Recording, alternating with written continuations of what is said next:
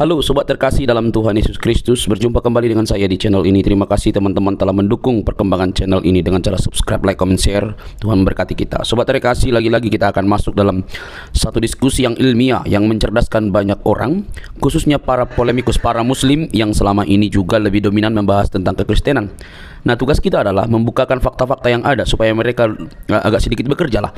Tetapi alhasil teman-teman, mereka bukannya berbenah diri, tapi mereka malah mengamuk loh teman-teman. Nah, mari kita lihat dulu video berikut ini ya teman-teman. Jangan skip.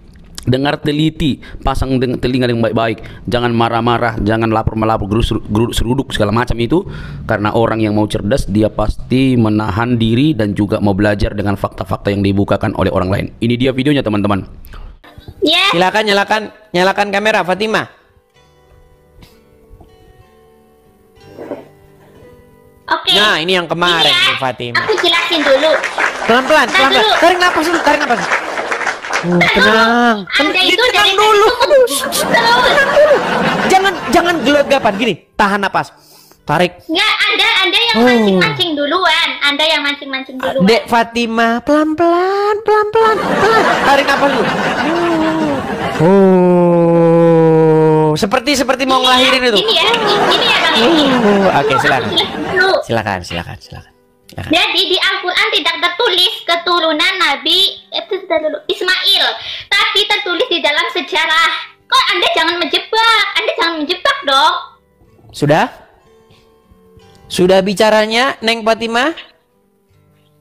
Sudah, saya tanggapi ya. Begini Neng Fatimah. Pertama-tama, Al-Quran itu mengatakan bahwasanya kitab Al-Quran itu adalah kitab yang sempurna, jelas, terperinci, menjelaskan segala sesuatu. Tapi ketika orang Islam ditanya tentang agama Islam, menunjukkan tentang siapa keturunan Ismail, kenapa yang dipakai kitab yang lain?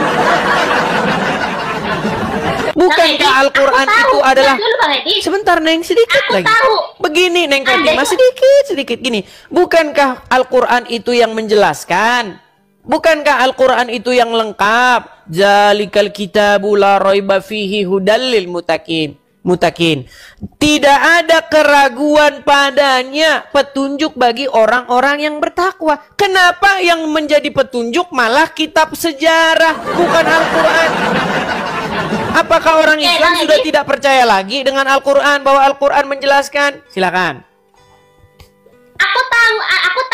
Aku udah tahu kalau Anda itu udah tahu sebenarnya kalau di Al-Quran ini nggak tertulis tentang Nabi yang dari keturunan Ismail. Anda itu menjebak orang Islam. Maka justru karena itu kenapa sekarang? Anda udah gede, jangan kayak anak-anak.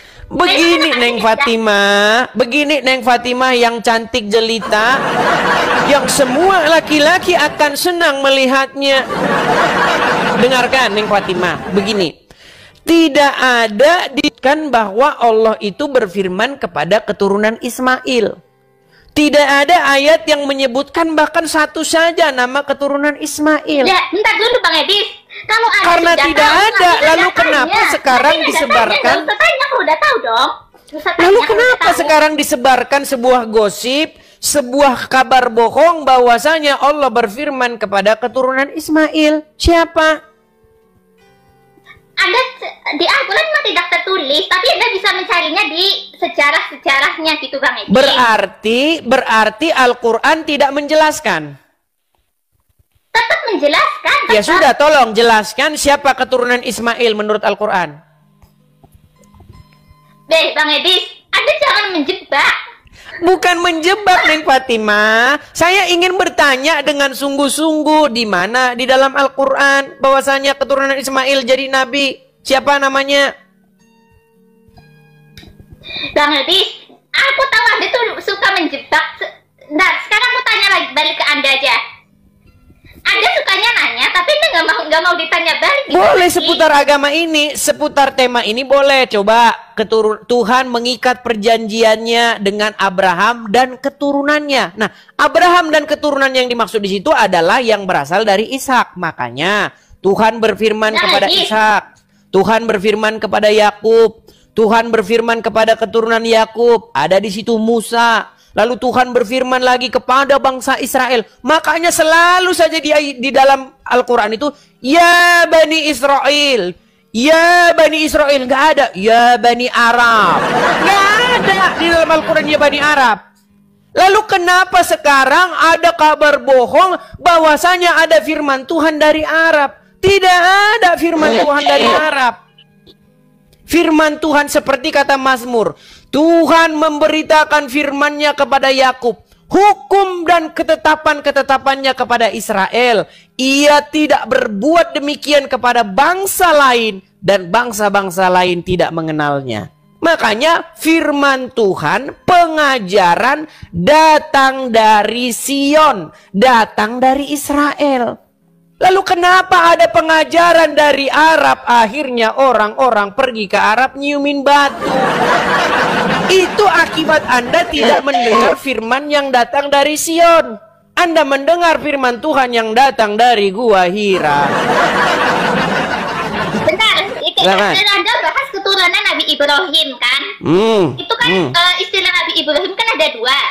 Yang satu Siti Hajar, yang satu Sarah kan? Tapi itu tidak ada dalam Al-Quran juga, Neng Zara. Nggak ada juga dalam Al-Quran. Coba. Coba Neng Zara, begini, Neng Fatimah, Neng Fatimah yang cantik, yang ayu, dengar dulu. Neng Fatimah yang cantik nan ayu, dengar ya. Gini, ketika kita membaca Al-Quran, nggak ada di dalam Al-Quran itu ada ayat Ibrahim punya istri. Itu adanya di dalam Bible. Kan aku bilang kalau Al-Quran itu kitab penyempurna dari kitab yang sebelumnya gitu Bang Edi. Kenapa menyempurnakan malah justru tidak jelas, tidak lengkap, Neng? Kalau menjelaskan seharusnya dia lebih lengkap nih. Ada satu ayat dalam Al-Quran bunyinya begini nih. Nih, saya tunjuk ya. Ini ayat Al-Quran loh. Coba nih, baca nih. Nih, surat Hud ayat yang pertama. Nih, Alif Lam Ra. Ya, inilah kitab yang ayat-ayatnya disusun dengan rapi. Kemudian dijelaskan secara terperinci. Ini Al-Quran bilang bahwasanya Al-Quran terperinci. Tapi umat muslim sayang sekali tidak ada yang percaya bahwa Al-Quran itu terperinci. Justru katanya, oh Al-Quran itu tidak menjelaskan yang terperinci, tapi yang umum-umum saja. Penjelasannya ada di hadis. Loh. Kitab yang menjelaskan itu bukan hadis, Neng. Kitab yang menjelaskan itu Al-Quran. Bang Edi, aku tahu Anda tuh sebenarnya tuh mau menjebak umat Islam. Anda tuh penghujat. Bukan penghujat, Neng. Justru saya ingin memberitakan apa yang benar. Anda, bentar dulu. Anda tuh kayak anak kecil. Anak kecil Anda nggak berpikir dewasa. Aneh deh Anda. Anehnya di mana? Saya mengatakan bahwasanya anak kecil. Begini, Neng Fatimah. Begini, Neng Fatimah. Saya bilang di dalam Al-Quran itu tidak ada loh istri Ibrahim itu namanya Hajar, istri Ibrahim itu namanya Sarah. Itu nggak ada dalam Al-Quran. Tapi ada dalam sejarah, Iya, sejarahnya ngambil dari Bible. Katanya Al-Quran kitab yang lengkap, terperinci, menjelaskan segala sesuatu seperti ayat ini. Tapi faktanya di lapangan yang menjelaskan malah kitab sejarah. Ini kunaon sih, ini gimana? Coba. Aku tuh udah tahu taktik Anda gitu, udah tahu. Ini bukan taktik, Neng. Tolong jangan berpikiran yang negatif kepada saya dulu. Saya ini ingin memberitakan apa yang sesungguhnya, yang selama ini sudah dipelintir-pelintir. Katanya, coba kalau ditanya umat muslim, kalau Al-Quran itu memelintir, mana buktinya, mana ayatnya? Begini, Neng, oke. Kalau kita tanya Al-Quran, seandainya Al-Quran ini ChatGPT, kita tanya ya, wahai Al-Quran, kitab apakah yang menjelaskan segala sesuatu? Pasti Al-Quran menjawab, saya. Nggak mungkin Al-Quran bilang, oh kitabnya tetangga. Tidak mungkin Al-Quran akan berkata, Al-Quran, kitab apa yang menjelaskan segala sesuatu? Oh, kitabnya orang Kristen. Nggak mungkin dia bilang begitu. Pasti dia bilang, sayalah kitab yang menjelaskan segala sesuatu, tertulis di dalam, bahaskan secara teratur, terperinci. Kurang bagaimana lagi ayat Al-Quran mengatakannya? Coba. Iya, ya aku tahu, Di. Aku tahu Bang Edis, aku tahu. Terus kenapa? Nah, Kenapa sekarang Neng Fatimah termakan oleh isu, termakan oleh omongan orang-orang bahwasanya oh Al-Quran itu hanya menjelaskan yang umum-umum saja. Al-Quran itu tidak terperinci. Loh, ini terperinci tulisannya nih. Jelas dijelaskan nih kitab yang ayat-ayatnya disusun dengan rapi kemudian dijelaskan secara terperinci nih, terperinci. Bagaimana mungkin Quran bilang terperinci tapi umat muslim bilang nggak terperinci? Gimana? Dah, Bang Edis, sekarang aku yang tanya kepada Anda. Sekarang aku tanya kepada Anda. Oke, tapi sudah mengakui dulu ya. Sudah mengakui bahwa tidak ada keturunan Ismail yang jadi nabi. Aku tanya dulu pada Anda. Iya, maksudnya Neng Fatimah sudah mengakui sekarang bahwasanya tidak ada keturunan Ismail yang jadi nabi. Ada atau tidak ada? Ada tapi dalam sejarah. Ada tapi dalam sejarah. Oke, sebutkan siapa namanya. Satu keturunan Ismail yang jadi nabi dalam Al-Quran siapa? Aku udah bilang dalam Al-Quran nggak ada. Tapi iya memang tidak ada. Kalau tidak ada, jangan dibuat menjadi ada. Sesuatu yang tidak ada tapi dibuat menjadi ada, tiada lain itulah yang disebut tukang sulap dan tukang sihir. Kan aku udah bilang tadi Bang Edis, dari awal aku udah bilang di Al-Quran memang tidak tertulis, tetapi di sejarah itu tertulis siapa keturunan Ibrahim. Cari aja di sejarah. Oke, siapa keturunan Ismail? Keturunan Ismail yang jadi nabi di kitab sejarah mana? Coba sebutkan. Tuh, Anda menjebak lagi. Loh, Neng Fatimah, saya ingin mengikuti narasimu. Oke lah, sebutkan Neng, siapa keturunan Ismail yang jadi nabi? Siapa? Namanya siapa? Jadi, aku sekarang tanya dulu kepada Anda. Gantian dong, dari tadi Anda nanya terus. Oke lah, berarti menyerah ya. Menyerah ya. Aku nanya dulu, bentar dulu. Oh iya, berarti sudah menyerah. Ya, ntar dulu aku akui dulu loh kalau sudah menyerah. Oke, saya kibarkan bendera putih menyerah nih, gantian. Boleh? Menyerah? Aduh. Dan nanti tanya aja yang lebih cerdas ya. Aku kalau ngejelasin kepada Anda tuh kayak aku ngomong kayak anak kecil umur 3 tahun gitu. Nah, sekarang tanya dulu. Bukankah Al-Quran sendiri dan Muhammad sendiri sudah menggambarkan bagaimana kaum wanita? Menurut Muhammad, wanita itu akalnya tidak sempurna, betul? Karena kebanyakan mereka itu menjadi penghuni neraka, betul? Lalu ya. Berat saudara-saudara. Neng Fatimah, di dalam agama Islam disebutkan bahwa wanita itu kebanyakan penghuni neraka itu adalah kaum wanita. Mau saya tunjukkan dalilnya bahwa wanita itu. Ya, aku tahu. Sebentar, saya tunjukkan dalilnya. Karena selama ini banyak wanita yang tidak tahu. Nih ya. Akal wanita itu menurut agama Islam itu tidak sempurna. Nih ya. Nih, saya tunjukkan dalil-dalilnya, ayat-ayatnya nih. Nih ya, saya tampilkan ya. Saya balikkan sebentar, Neng Fatimah. Nih, saya bacakan. Sebentar. Saya tampilkan dulu di balik layar saya. Sebentar, saya balik sebentar, Neng. Karena banyak ini kaum wanita tidak tahu ini. Dan banyak yang terguncang ketika mereka mengetahui ini. Nih, saya bacakan ya. Nih. Artinya, ini Arabnya atasnya ya. Aduh, ini saya hapus dulu. Nih, ini Arabnya atasnya, ini artinya nih. Nih, diriwayatkan dari Abdullah bin Umar bahwa Rasulullah SAW bersabda, "Wahai kaum wanita, bersedekahlah kamu dan perbanyaklah istighfar, karena aku melihat banyak di antara kalian adalah penghuni neraka." Lantas seorang wanita yang pintar, perhatikan ini, seorang wanita yang pintar di antara mereka bertanya, "Wahai Rasulullah, kenapa kaum wanita banyak menjadi penghuni neraka?"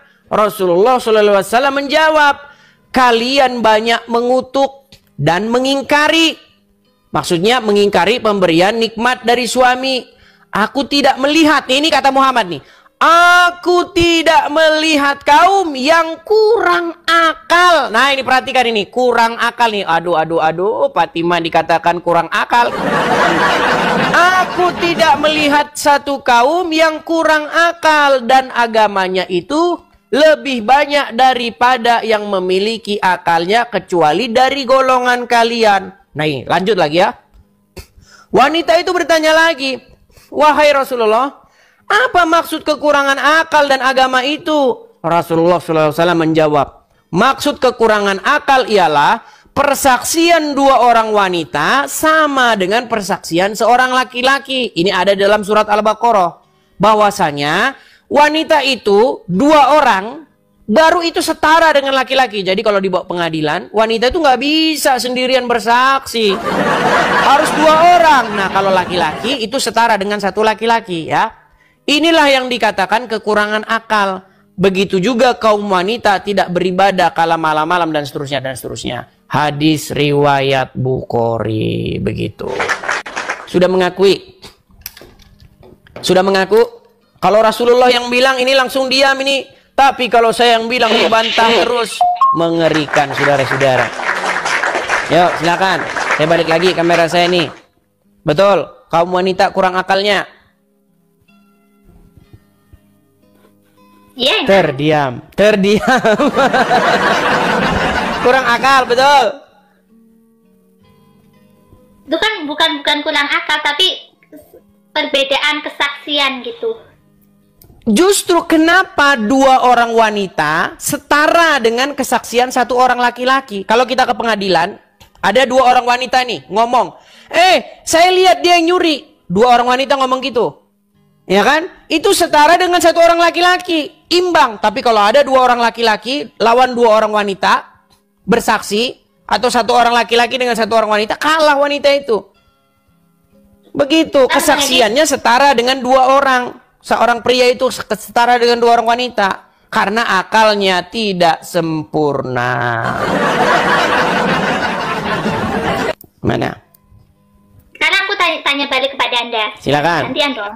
Silakan. Saya mau tanya. Boleh.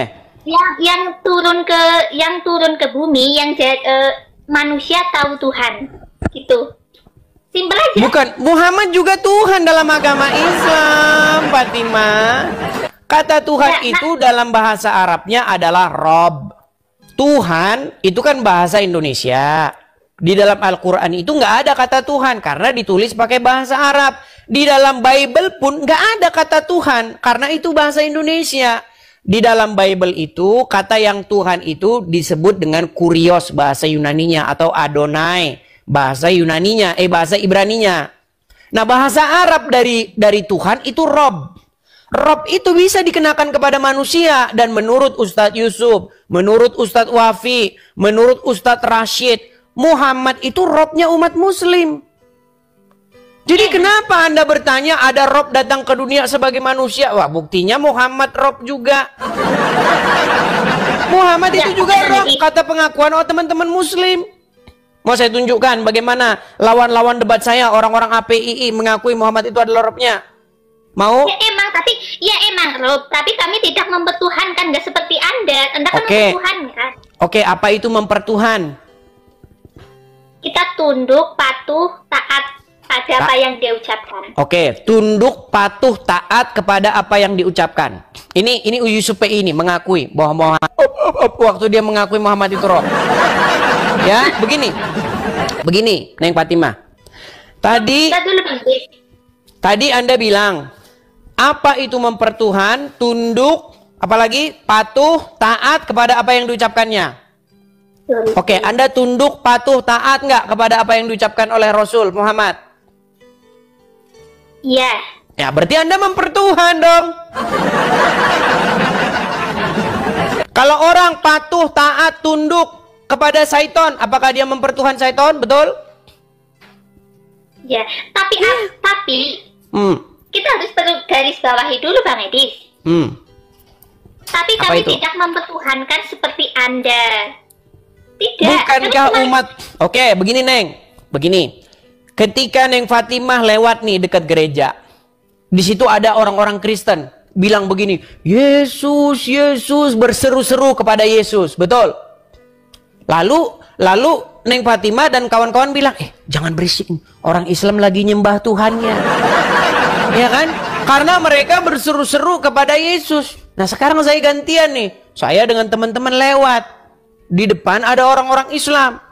Mereka lagi berseru-seru kepada Muhammad. Ya Rasulullah, ya Rasulullah, Muhammadku, Muhammadku, dengarlah seruanku. Bukankah begitu umat muslim? Kami itu bersolawat bukan menyembah. Sama, ketika kami berseru-seru kepada Yesus, kalian bilang lagi nyembah Yesus. Ketika kalian pun berseru-seru kepada Muhammad, kami juga bilang kalian lagi nyembah Muhammad. Tapi dalam iman Anda itu, Yesus itu kata iman Anda ya, bukan iman aku, iman Anda. Kalau Yesus itu adalah Allah yang menjadi manusia turun ke bumi, tapi kan Nabi Muhammad bukan begitu, Bang Chris. Pertama begini. Bandingkan sama Nabi Muhammad, beda kelas. Dan bandingkan. Baik, pertama begini. Baik, sebenarnya di dalam Bible tidak ada kata-kata bahwa Allah menjadi manusia, nggak ada. Di dalam Bible itu kata. Benar dulu, Bang Chris. Tapi banyak oten-oten yang mengatakan ada. Ya, sebenarnya begini. Maksudnya itu begini. Yang menjadi manusia itu adalah Sang Firman. Makanya telah menjadi manusia. Bukan Allah itu menjadi manusia, bukan. Jangan dipelintir-pelintir. Jangan dibolak-balik. Itu susunan di dalam Bible itu udah tepat. Jangan diganti-ganti, jangan diputar-putar. Jadi firman itu yang menjadi manusia. Ya kan? Nah, kemudian kita harus patuh, taat, tunduk kepada sang firman itu. Karena firman itulah yang menggambarkan, yang mengejawantahkan Sang Allah itu. Nah, di dalam agama Islam konsep seperti itu sebenarnya ada. Muhammad itulah yang mengejawantahkan bagaimana Allah itu. Makanya ketika kalian patuh kepada Muhammad, sesungguhnya kalian patuh kepada Allah, betul. Berarti kalau Anda menyamakan Yesus dengan Nabi Muhammad, jadi Yesus hanya sekedar utusan. Gitu, Bang. Bukan hanya sekedar utusan, Muhammad pun bukan hanya sekedar utusan. Muhammad itu bukan sekedar utusan saja. Barang siapa yang patuh kepada Muhammad, taat kepada Muhammad, sama saja dengan patuh taat kepada Allah, betul? Betul. Iya, makanya Yesus berkata, barang siapa yang melihat aku, ia telah melihat Dia yang mengutus aku. Nah, sekarang begini, Neng Fatimah. Yang mana yang lebih layak mengejawantahkan Allah? Apakah Muhammad, apakah Yesus? Muhammad tidak layak dia mengejawantahkan Allah. Kenapa? Karena beberapa kali Muhammad itu melakukan kesalahan. Sudah tahu apa-apa saja kesalahan Muhammad? Apa? Anda tahu bagaimana petani gagal panen dibuat Muhammad? Bang Edir. Bang Edir. Begini, Neng Fatimah, begini ya. Yesus itu, dia itu adalah gambar Allah yang tidak terlihat. Bagaimana sih kita melihat Bapa di sorga itu? Enggak bisa kita lihat. Disebutkan, langit adalah singgasananya dan bumi adalah tumpuan kakinya. Rumah apa yang hendak kau dirikan bagi dia? Makanya, Bapa yang maha besar itu, dia mengejawantahkan keberadaannya itu dengan perantaraan sang firman yang menjadi manusia. Makanya sesungguhnya ketika Neng Fatimah membaca firman itu kan Anda membayangkan Allah kan? Ketika Anda membaca firman Allah, Anda membayangkan Allah yang sedang berfirman di situ. Karena firmannya itulah yang menuntun manusia. Makanya ada lagunya, firman-Mu pelita bagi kakiku, terang bagi jalanku. Jadi firman-Nya itu yang menuntun manusia. Siapa firman-Nya itu? Firman-Nya itu adalah Yesus, bukan Muhammad. Nah, ini sekarang kebanyakan orang Muslim malah mengikuti Muhammad, bukan mengikuti Yesus. Kalau mengikuti Muhammad sekarang ada dalam kubur, betul? Betul? Iya, sedangkan Yesus hidup, naik ke surga. Ayo, siapa yang layak diikuti? Yang naik ke surga atau yang turun ke kubur? Ayo, coba. Mana yang lebih pantas diikuti? Mana yang lebih pantas dijadikan suri tauladan? Apakah orang yang ada dalam kuburan atau orang yang naik ke surga? Coba. Aku ngomong dulu Bang Edi. Silakan. Silakan. Selama ini Anda sadar nggak? Anda buat komal kayak gini tuh lihat-lihat komenan di bawah. Ini menghina Islam. Di mana saya menghinanya, Neng Fatimah? Di mana saya menghinanya? Apakah betul Muhammad ada dalam kubur? Betul atau fitnah? Lihat di bawah. Bang Edi, lihat itu di komenan di bawah, lihat. Komennya terlalu kenceng, saya nggak bisa lihat. Nanti saya akan angkat moderator untuk memblokir orang-orang yang memaki-maki. Jangan maki-maki. Yang Islam kah, yang Kristen kah? Ayo kita diskusi, nggak usah maki-maki, nggak ada gunanya. Maki-maki itu hanya menunjukkan bahwa Anda itu putus asa, Anda tidak punya harapan. Nggak usah lah. Tapi kalau saya bilang, Neng Fatimah, Muhammad ada dalam kubur, apakah itu fitnah? Tidak. Tidak. Emang benar. Emang benar. Sekarang saya tanya, apakah Muhammad itu pemimpinmu? Betul sekali Bang Edi. Berarti Neng Fatimah dipimpin oleh orang dalam kubur. Kan? Berat kan? Berat, saudara-saudara. Begini Neng Fatimah, jangan menyerahkan hidup kita ini dipimpin oleh mayat dalam kubur. Serahkanlah hidup kita ini dipimpin oleh Bapa di sorga dengan perantaraan firman-Nya. Dengan perantaraan Sang Firman. Biarlah firman Tuhan itu menuntun langkah-langkah kita. Makanya kalau jadi orang Kristen ada lagunya.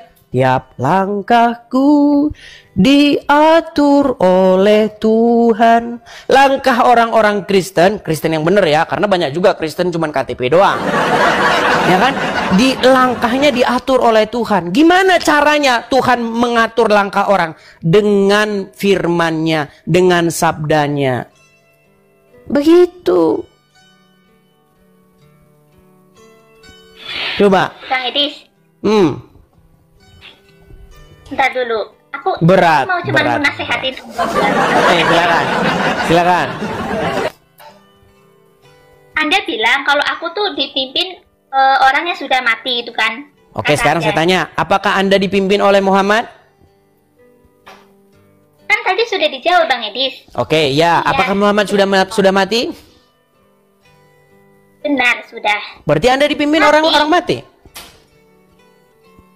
Enggak juga. Tuh kan, gimana begini Neng Fatimah? Neng Fatimah, pelan-pelan ya. Neng Fatimah ini dari aura-auranya ini orangnya cantik, ayu. Kok sayang sekali ini belum jadi orang Kristen. Asmiranda sudah jadi orang Kristen. Ayo. Asmiranda yang ayu gitu kan, cantik, udah jadi orang Kristen. Ini Asmiranda kapan menyusul? Gimana? Neng Fatimah, gini. Sekarang saya tanya nih. Ketika saya tanya, apakah Muhammad itu pemimpinmu? Neng Fatimah jawab iya. Nah, dulu Bang Idris, aku ngomong dulu dong. Ya, silakan. Emang Nabi Muhammad itu sudah meninggal. Tapi Nabi Muhammad sebelum meninggal itu meninggalkan 2, Al-Quran dan hadis. Dan itu tidak pernah mati, Bang Idris. Berarti yang memimpin umat muslim itu Muhammad atau bukan? Ya Muhammad, dan Muhammad meninggalkan 2, yaitu hadis. Oke, berarti sosok Muhammad itu adalah pemimpin, betul? Betul banget. Sampai hari ini nggak Muhammad itu pemimpin? Sampai akhirat nanti, Bang Idris. Oke, bahkan sampai nanti, sampai dunia ini berakhir, Muhammad adalah pemimpinnya umat Islam, betul? Pemimpin dan pemberi syafaat. Oke, dan Muhammad sudah meninggal, betul? Di mana? Dan Muhammad sudah meninggal, betul? Betul? Nah, kan berat kan? Makanya apa kata Yesus? Akulah kebangkitan dan hidup, kata Yesus. Maksudnya Yesus ya, saya nggak bilang diri saya. Apa kata Yesus? Akulah jalan dan kebenaran dan hidup, kata Yesus.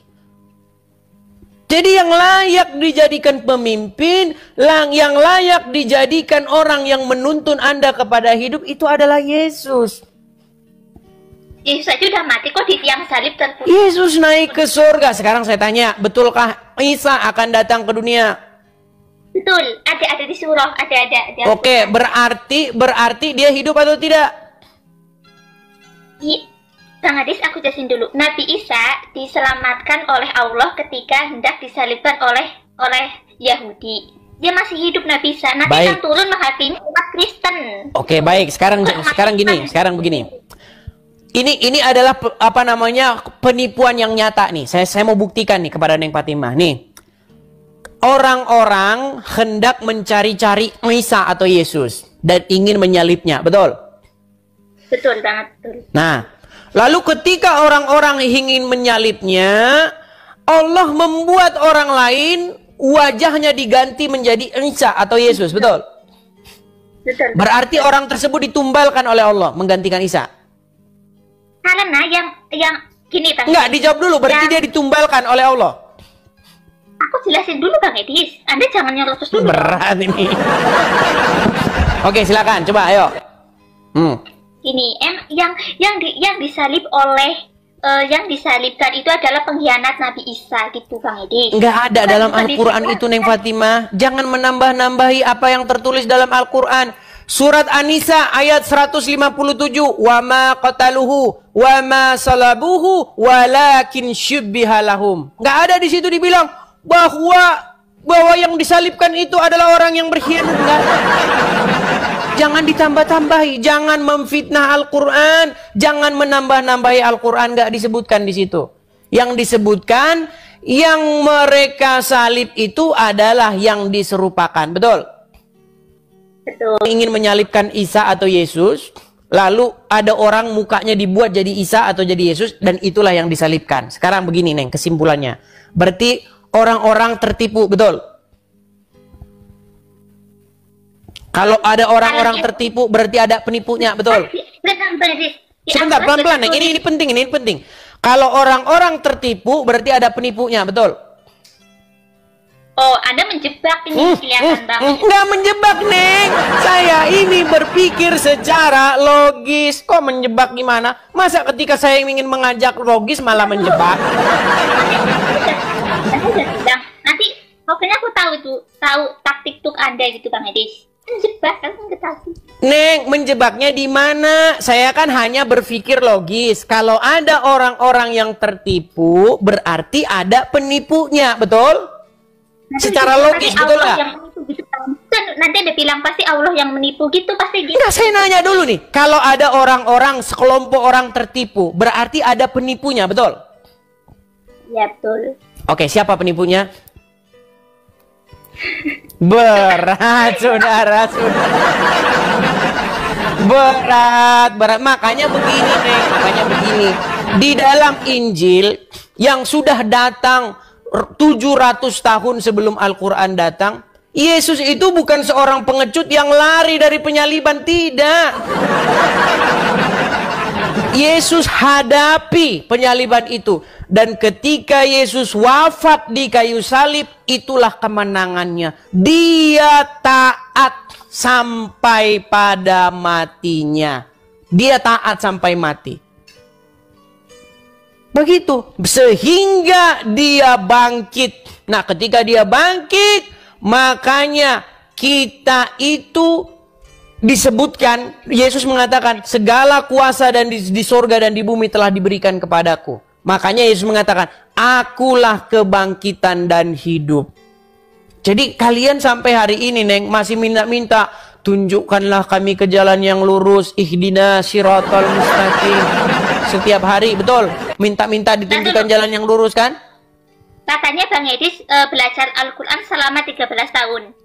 Kurang lebih selama 13 tahun saya belajar. Berarti Anda hafal ayat-ayat Al-Quran dong tanpa membacanya lagi.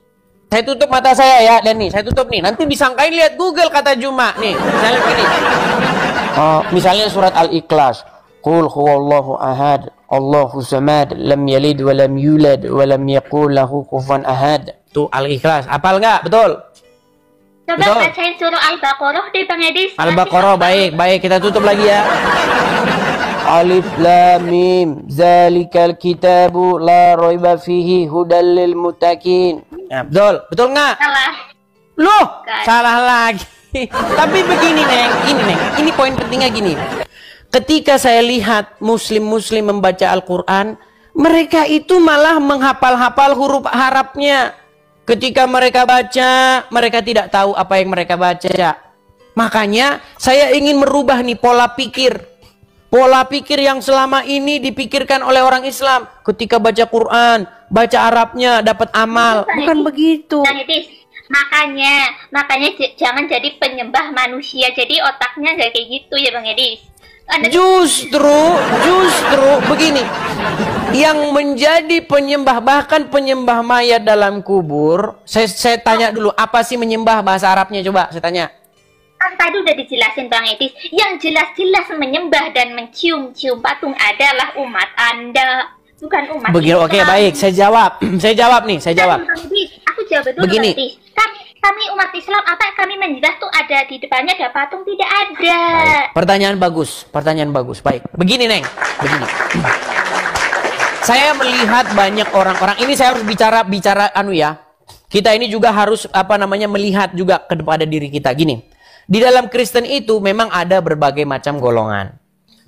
Ada golongan yang dia itu sujud-sujud, nyembah-nyembah, dia itu bersujud begitu di hadapan patung. Ada oknum-oknum seperti itu, ada.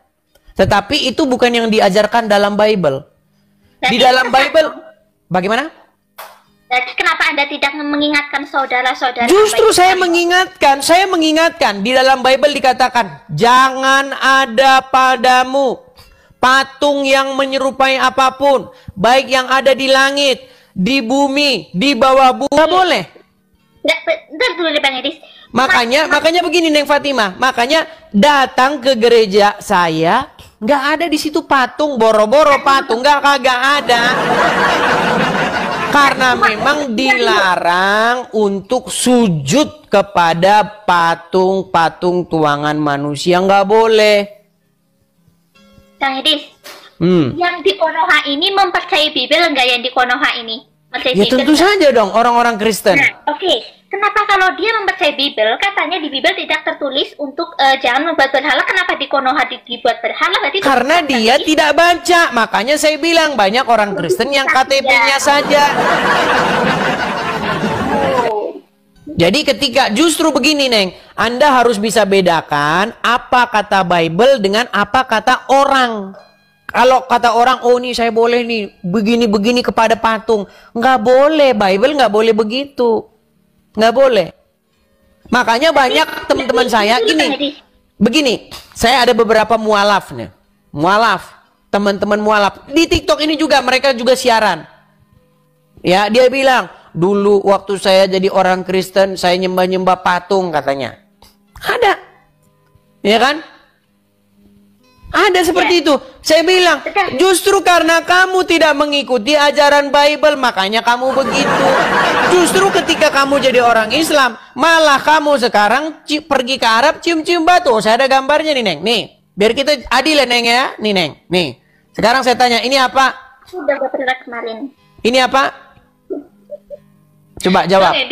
Gitu. Jangan tertawa dulu Neng, ini apa? Coba. Itu batu Hajar Aswad Bang Edi. Apakah batu itu makhluk hidup? Apakah batu itu bisa mendatangkan manfaat atau mudarat? Itu kan batu dari surga Bang Edi. Nah, justru malah kalian sekarang yang percaya ada batu dari surga. Neng, saya kasih contoh. Nih, saya kasih contoh Neng ya. Ini kita jujur-jujuran ya, belak-belakan nih. Nih. Kalau ada orang putar-putar pohon beringin. Dia putar-putarin pohon beringin tuh. Terus dia cium-cium pohon beringin itu kan. Cium-cium. Terus kemudian dia melambaikan tangan kepada pohon beringin itu kayak, aku memenuhi panggilanmu. Sujud-sujud. Saya tanya, itu sebentar, betul nggak itu adalah ritual pemujaan pohon beringin? Betul. Mau pohon beringinnya diganti patung juga sama. Itu adalah pemujaan patung. Setuju? Tapi kami umat Islam, kami mutar-mutar Ka'bah itu sebagai ibadah, bukan untuk menyembah si batunya, Bang Edis. Begini Neng, tadi saya ini biar kita nggak standar ganda ya. Baik yang Kristen, baik yang Islam, kita harus jujur nih, jujur.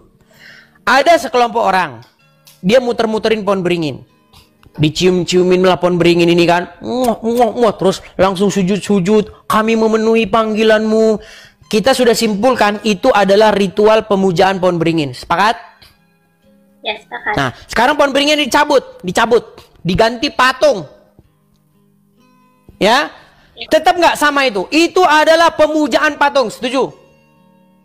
Bukan pemujaan patung, tapi itu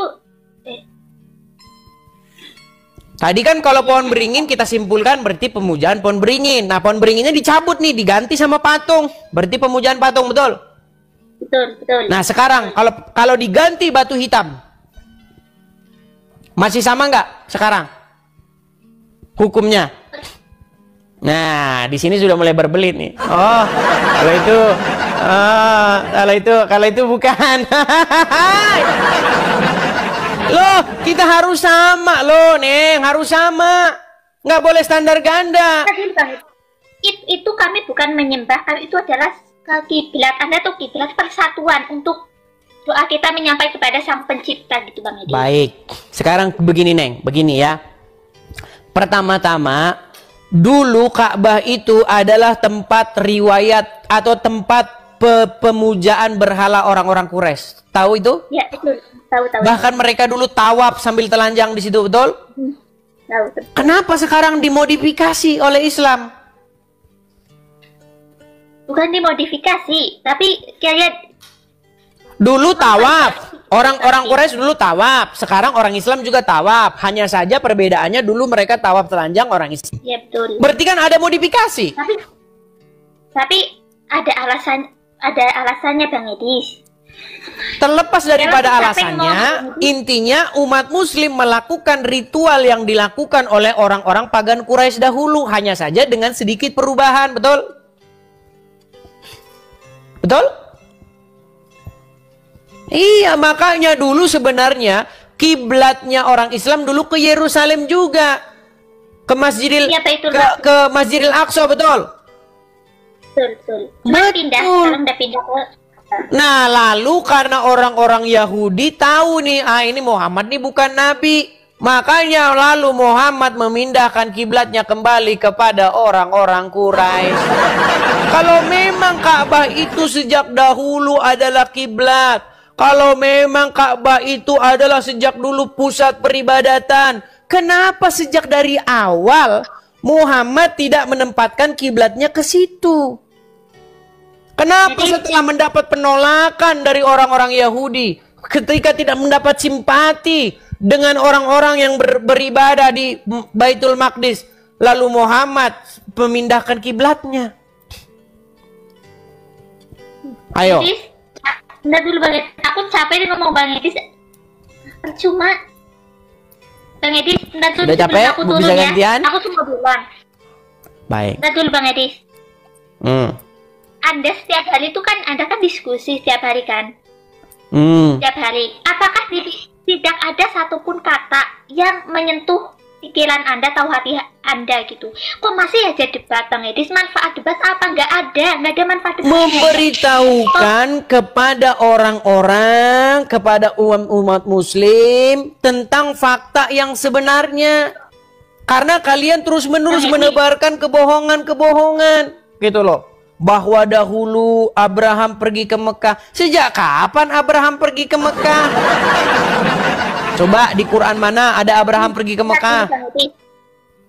Bang Edi, Anda debat kayak gini tuh nggak ada manfaatnya, nggak ada sama sekali. Iya, kalau dibilang tidak ada manfaatnya sama sekali juga tidak benar, Neng. Buktinya banyak orang-orang, banyak loh, Neng, yang inbox saya, Bang, dulu saya sempat mualaf, Bang, sekarang saya kembali kepada Kristen. Banyak. Ada juga Muslim yang inbox, Bang, saya Islam, saya mau jadi, saya di Kalimantan, Bang, coba Anda datang ke sini. Ada lagi yang inbox, saya tinggal di Bekasi, Bang, saya harus datang kemana? Saya suruh Anda ke gereja ini. Ada banyak. Ayo, bahkan Juma sudah mengatakan, berhubung Edis TV ini sangat-sangat ini banyak umat muslim yang murtad dibuatnya ini. Kata Juma. Makanya kita harus menangkal akidah mereka. Makanya Juma sekarang sudah kelagapan dia. Jadi jangan bilang tidak ada manfaatnya. Ada manfaatnya. kepada orang-orang yang sungguh-sungguh mencari kebenaran. Kalau orang tidak sungguh-sungguh mencari kebenaran, buat apa? Dia masa bodoh teing itu. Nggak peduli dia. Mana? Atas Bang Edis, aku cuma kasih saran saja ya, kasih saran saja.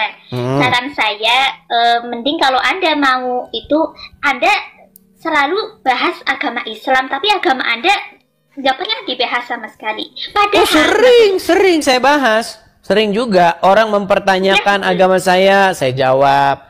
Saya tanya balik agama Islam. Cuman saya ini kalau ibarat pemain bola, memang kebanyakan itu striker.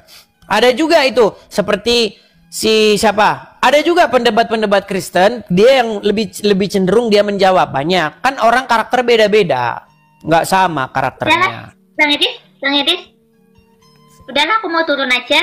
Oke, terima kasih Neng sudah mampir ke sini. Nanti bakalan banyak yang inbox tuh. Besok kabarin saya ya.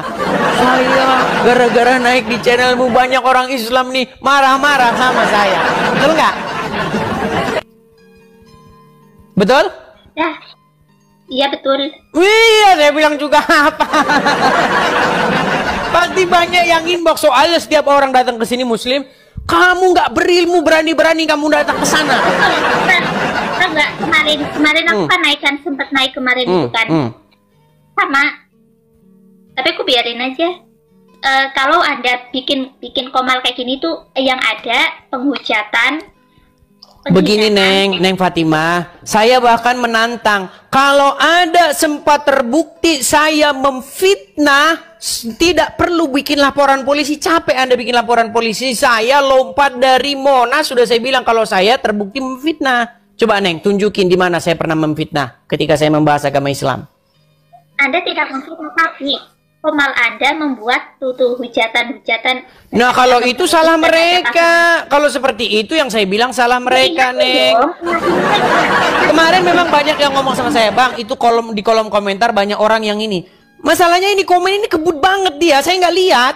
Kebut sekali dia komentarnya. Ini ada 16.000 yang komen, semua orang komen. Saya mau lihat yang mana ini. Buka kacamata Anda, jangan pernah buka kacamata Anda. Ada syaratnya Neng. Ini kacamata akan saya buka ketika Zuma membuka maskernya. Setuju? Kalau Zuma membuka maskernya, saya akan buka kacamata. Tinggal diatur kapan waktunya, ketemukan saya dengan dia, saya diskusi lepas kacamata, dia buka masker. Sudah saya tantang dia, tapi dia tidak berani. Ada videonya saya upload di tempat saya. Sampai dia terbengong-bengong begini ngeliat saya. Satu-satunya pria bercadar. Seharusnya yang bercadar itu kaum wanita, tapi pria bercadar adalah Zuma. Iya, kaum pria bercadar itu. Namanya palsu, Zuma, Zulkifli M. Abbas. Masa palsu? Mas, ada organisasi namanya APII. Pemimpinnya pakai nama palsu. Makanya justru saya ini mengkritik kepada kalian kaum muslimin wal muslimat. Kenapa kalian ini ada organisasi APII, tapi nama pemimpinnya nama palsu, Zuma, Zulkifli M. Abbas. Aduh, kabur. Baik teman-teman terkasih, kira-kira apa respon teman-teman ketika mendengarkan diskusi yang lumayan hangat barusan? Berikan tanggapan teman-teman di kolom komentar. Sudah saatnya para Islam, para polemikus, para ustadz itu lebih berbenah diri mengenai keyakinannya. Jangan terlalu sibuk membahas tentang kekristenan, jangan terlalu sibuk membahas tentang Alkitab yang bukan kitab sucimu. Kerjaan mereka kan di setiap channel mereka adalah membahas kekristenan, seolah-olah mereka lah yang paling berhak dan paling paham tentang Alkitab, lalu mereka membuat itu di dalam setiap hal yang mereka lakukan. Kalau kita dengar baik-baik, mereka pintar? Enggak juga, mereka hanya pintar comot-comot lalu sama-samakan, bahkan memaksa bahwa nabinya itu dinubuatkan di dalam Alkitab yang notabene mereka sudah tuduh palsu. Tapi ketika ditanya mana yang asli, mereka sama sekali tidak dapat membuktikan akan hal itu. Maka disebutkan mereka jago bernarasi tapi tidak bisa membuktikan narasi itu benar. Itu seperti orang yang bermain-main saja gitu ya, bermain saja tapi dianggap benar gitu. Anehnya Pernyataan-pernyataan mereka itu dipercaya banyak orang yang mungkin juga sama-sama buta ya. Makanya saya bilang bahwa mereka sudah saatnya berbenah diri dan mempelajari keyakinannya dengan lebih teliti, mempertanyakan segala sesuatu yang berkaitan dengan iman Islamnya, mempertanyakan moral nabinya, mempertanyakan tentang hadisnya. Benarkah seperti itu? Jangan sampai para ustadz itu lebih sibuk membahas kekristenan karena merasa aman, lalu mereka mengabaikan kitab suci mereka. Karena kalau mereka lebih kritis, maka mereka akan mendapatkan situasi yang berbeda, karena di antara sesama mereka belum tentu cukup berani untuk membuka tabir kebenaran bagaimana itu Islam yang sesungguhnya. Karena fakta sudah terjadi bahwa ketika ada orang jujur dan mempertanyakan iman Islam, maka yang terjadi adalah mereka mendapatkan hal-hal yang kurang baik di tengah-tengah diri mereka, dan itu sudah pernah saya bahas di dalam satu topik ya. Teman-teman yang terkasih dalam Tuhan Yesus Kristus, maka ketika apologetik Kristen ini mempertanyakan segala sesuatu yang berkaitan dengan iman saudara, ya jangan baperan dong, jangan kepanasan.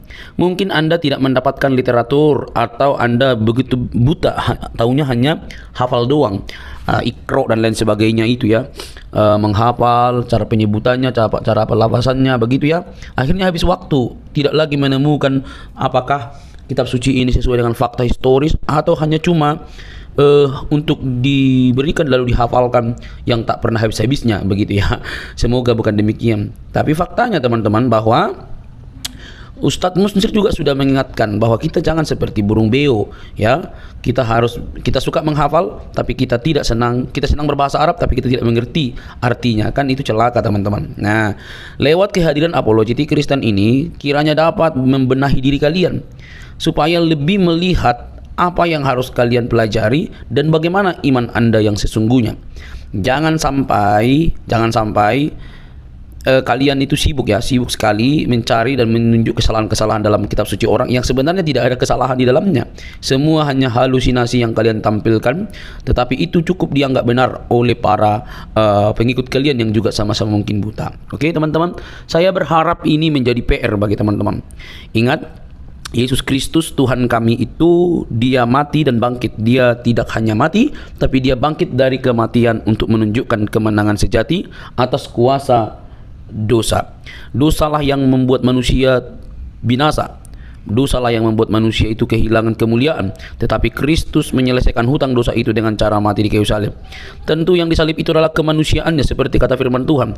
Dia yang matinya dengan cara disalib, yaitu kemanusiaannya, bukan Tuhannya. Tuhan itu kan Tuhan itu kan pemelihara. Tuhan itu kan penguasa. Tidak mungkin penguasa bisa disalib. Tetapi yang disalib adalah tubuh dagingnya, kemanusiaannya, dan kemanusiaannya itulah bangkit. Dan siapa yang membangkitkan? Tentu Allah dan dirinya sendiri. Dia bangkit oleh atas diri sendiri dan juga Allah. Nah teman-teman yang terkasih dalam Tuhan Yesus, itulah berita Injil yang sejati, yang olehnya manusia diselamatkan, yang olehnya manusia memiliki pengharapan. Yesus datang dan mati bukan hanya untuk orang Kristen, tapi dia mati dan untuk semua orang, baik untuk Muslim, Hindu, Buddha, Konghucu, Kristen dan lain sebagainya. Dia mencari manusia, bukan mencari membuat orang menjadi pelaku agama, tetapi menjadi pengikutnya dan menjadi murid-muridnya, murid-murid yang belajar dari dia dan mempraktekkan apa yang dikatakannya. Dia tidak mendirikan agama, dia mencari jiwa yang terhilang. Dia menyatakan keselamatan dan siapa yang percaya kepadanya diselamatkan. Teman-teman yang terkasih, itulah sebabnya kedatangan Kristus yang pertama itu membawa harapan bagi semua agama. Kita tidak boleh ya seperti ahli Taurat atau orang-orang Yahudi yang keagamannya begitu unggul tapi mereka tidak mengenal sang kebenaran yang mereka nantikan karena berbeda pemikiran. Mereka memikirkan bahwa yang datang adalah Mesias seperti keturunan Daud dalam arti bisa membela mereka, tetapi yang datang justru yang nampaknya lemah, tetapi justru yang difokuskan oleh Allah dalam Kristus adalah keselamatan umat manusia atas dosa. Teman-teman terkasih dalam Tuhan Yesus, semoga Anda sadar, sekali lagi, kalau Anda memang tidak memahami kitab suci orang lain, jangan sok-sokan. Tapi pelajarilah kitab suci Anda. Carilah pembuktian-pembuktian yang ilmiah, termasuk arkeologi yang berkaitan dengan agama Anda. Jangan sampai Anda didapati buta, tidak bisa mempertanyakan iman Anda. Mengutip salah satu perkataan dari Profesor Buya Sakur, beragama itu seperti memegang bara. Dipegang salah, dilepas salah. Jangan takut murtad, kata dia. Teman-teman terkasih, semoga video ini mencerdaskan kita. Ingat, Yesus berkata dalam Injil Yohanes 3:16, karena begitu besar kasih Allah akan dunia ini berarti semua manusia, sehingga ia telah mengaruniakan anaknya yang tunggal, supaya setiap orang yang percaya kepadanya tidak binasa, melainkan beroleh hidup yang kekal. Hidup kekal di dalam Kristus Yesus. Percayalah, biarlah keselamatan itu kalian terima dan kalian diselamatkan. Sampai ketemu di video selanjutnya. Jangan lupa untuk men-share video ini dan mendukung seluruh apologetik Kristen supaya berkiprah melalui media, sehingga ada banyak orang yang dicerdaskan di zaman internet ini. Tuhan memberkati.